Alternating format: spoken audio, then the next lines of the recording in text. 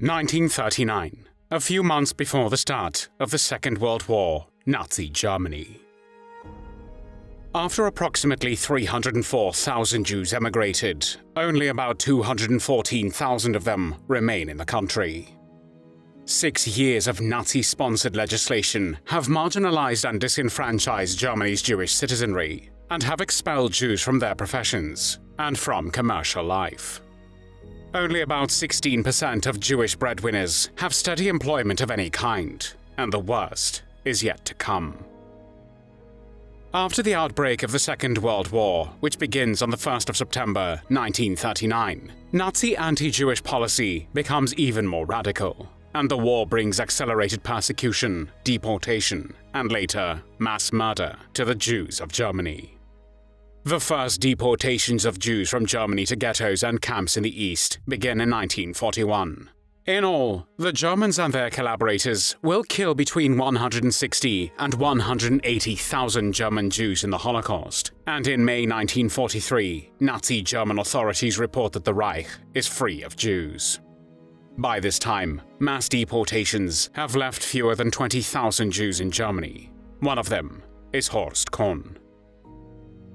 Horst Cohn, the son of Jewish parents, was born on the 21st of May 1931 in Berlin, then part of the Weimar Republic, which was the name given to the German government from 1918 to 1933. Horst's father Max was the only Jewish master tailor in all of Germany, and his mother Gertrude was a housewife. In January 1933, when Adolf Hitler and the Nazi Party came into power in Germany, Horst was not even 2 years old. Hitler moved quickly to turn Germany into a one-party dictatorship and to organize the police power necessary to enforce Nazi policies. He persuaded his cabinet to declare a state of emergency and end individual freedoms, including freedom of press, speech, and assembly.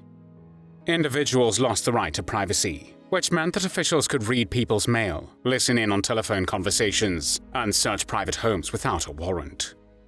Socialists, communists, trade union leaders, and others who had spoken out against the Nazi Party were arrested, and some were killed. By the middle of 1933, the Nazi Party was the only political party, and nearly all organized opposition to the regime had been eliminated. Democracy was dead in Germany. On the 15th of September 1935, when Horst was 4 years old, the Nazi regime announced 2 new laws: the Reich Citizenship Law, which declared that only Aryans could be citizens of the Reich, and the Law for the Protection of German Blood and Honor, which forbade marriages and extramarital sexual relations between Germans and Jews, the employment of German maids under the age of 45 in Jewish homes, and the raising of the German flag by Jews. These laws informally became known as the Nuremberg Laws, or the Nuremberg Race Laws, because they were first announced at a Nazi Party rally held in the German city of Nuremberg. The Nazis enacted the Nuremberg Laws, which became the legal basis of the racist anti-Jewish policy in Germany, because they wanted to put their ideas about race into law. According to the Nazis, Jews were not Aryans. They thought Jews belonged to a separate race that was inferior to all other races. The Nazis believed that the presence of Jews in Germany threatened the German people, and that they had to separate Jews from other Germans to protect and strengthen Germany. 13 additional decrees were added to the Nuremberg Laws over the next 8 years. These included the first official definition of who was to be considered a Jew and who an Aryan. Jews with 3 or 4 Jewish grandparents were considered full-blooded Jews. In August 1936, the Nazi regime tried to camouflage its violent racist policies while it hosted the Summer Olympics. Most anti-Jewish signs were temporarily removed, and newspapers toned down their harsh rhetoric, in line with the directives from the propaganda ministry headed by Joseph Goebbels. Thus, the regime exploited the Olympic Games to present foreign spectators and journalists with a false image of a peaceful, tolerant Germany. Germany emerged victorious from the 11th Olympic Games. German athletes captured the most medals, and German hospitality and organization won the praise of visitors. Most newspaper accounts echo the New York Times report that the Games had put Germany back in the fold of nations, and even made the Germans more human again. However, the reality was very different. With the conclusion of the Games, Germany's expansionist policies and the persecution of Jews and other enemies of the state accelerated. The 1936 Berlin Olympics were the first and at the same time the only positive memory of Horst of his childhood in Nazi Germany. Afterwards, his life, and that of his family, took a drastic turn. On the night of the 9th and 10th of November 1938, the Nazi SA, SS, Hitler Youth, and German civilians destroyed Jewish homes, businesses, synagogues, hospitals and schools throughout Germany, annexed Austria, and in areas of the Sudetenland in Czechoslovakia which had recently been occupied by German troops. 91 Jews were murdered, and the German SS and police sent almost 30,000 Jewish males to concentration camps, primarily Dachau, in the hopes that a stay in a concentration camp would accelerate their decision to emigrate and make leaving assets behind seem less significant. This event came to be known as the Kristallnacht pogrom, or the Night of Broken Glass, because of the shattered glass that littered the streets afterwards, but the euphemism does not convey the full brutality of the event. Kristallnacht was a turning point in the history of the Third Reich, marking the shift from antisemitic rhetoric and legislation to the violent, aggressive, anti-Jewish measures that would culminate in the Holocaust. Horst's grandfather Gustav Heller was among the Jews who were arrested during the Kristallnacht pogrom, and he was then imprisoned in the Sachsenhausen concentration camp. However, after a few weeks he was released after the intervention of Horst's mother.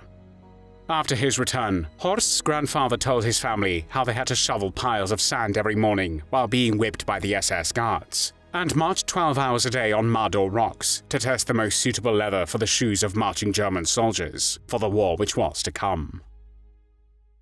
Following the Kristallnacht pogrom, Nazi leaders stepped up Aryanization efforts and enforced measures that succeeded increasingly in physically isolating and segregating Jews from their fellow Germans. Horst could no longer attend German school, only Jewish school, as Jews were barred from all public schools and universities, as well as from cinemas, theaters, and sports facilities. In many cities, Jews were forbidden from entering designated Aryan zones. German decrees and ordinances expanded the ban on Jews in professional life. By September 1938, for instance, Jewish physicians were effectively banned from treating Aryan patients. As with his grandfather, Horst was not spared the Nazi brutality. On his way to school, he was beaten almost every day by members of the Hitler Youth, which was a paramilitary organization designed to train German boys as future fighters and soldiers for the Nazi cause. The Nazi boys used to beat Horst with a 40-centimeter stick attached to a 2.5-meter-long leather cord, at the end of which was a metal ball. They beat him until he was covered with blood, and they were laughing while doing it. When Horst asked them, "Why are you beating me?" they replied, "Because you are a Jew." Horst's parents could not do anything. At that time, if any Jew laid hands on anyone walking in uniforms in Germany, they were to be punished. So when Horst's father accompanied him to school, he could not do anything to help his son, and the Hitler's Youth boys did the same thing to Horst again. Horst solved this problem by going to school only after the Aryan Nazi kids had gone to school, and in the end, Horst stopped going to school altogether. He closed himself in the family's apartment for 2 years, with his 7 books and his harmonica. Following the outbreak of war on the 1st of September 1939, the government imposed new restrictions on Jews remaining in Germany. One of the first wartime ordinances imposed a strict curfew on Jewish individuals and prohibited them from entering designated areas in many German cities. Once a general food rationing began, Jews received reduced rations.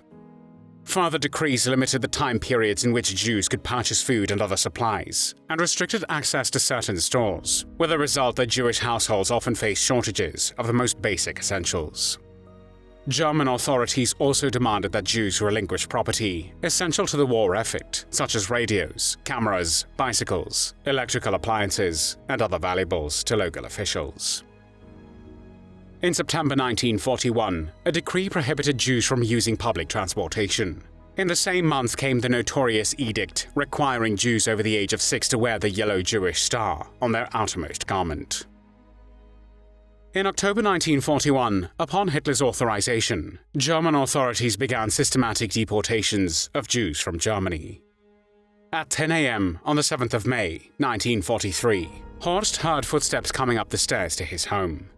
He knew this moment would eventually arrive. He heard Nazi soldiers coming to take him to a concentration camp. However, he was home alone and did not want to leave until his parents returned from work. He thought, if I have to die, I want to die with my parents, not alone. Now how can I appeal to these soldiers? How can I reach them to become human beings and let me wait for my parents? Horst's harmonica was the answer. His grandparents had already been taken away, forcing him to spend most of the day home alone. To pass the time, he taught himself to play. For 2 hours, Horst entertained the two soldiers with songs he heard the German army playing as it marched. The SS men let Horst call his parents to come home and wait for them. When Horst and his parents were brought into the hall of the school, situated on the outskirts of Berlin, benches, chairs, and tables were removed, and there was nothing but the cold bare floor. To humiliate the Jews as much as possible, the Nazis removed all the restroom doors so that everyone in the hall saw others going to the restroom.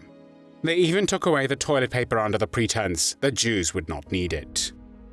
After all this humiliation, the Jews were then deported. But in Germany, they were not put in cattle cars, as was happening in other parts of Europe, but instead on a passenger train so that people in Berlin would not see how the Germans were treating the Jews. The destination of the train was the Theresienstadt Ghetto, located in the Protectorate of Bohemia and Moravia. As Horst boarded the train, he did not know that the worst was yet to come.